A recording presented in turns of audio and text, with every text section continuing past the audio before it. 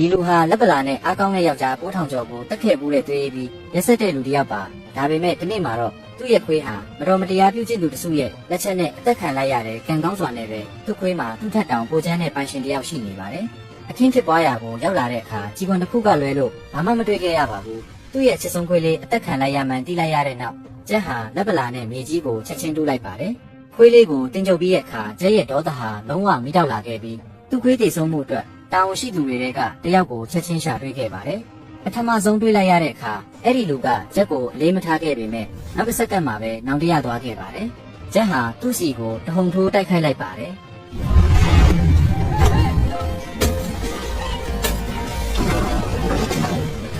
လူသွားပြီလို့ထင်ပြီးပျော်ရွှင်နေရုံမှာပဲကျက်ဟာသူ့ကားရှိမှာရုတ်တရက်ပေါ်လာခဲ့တယ်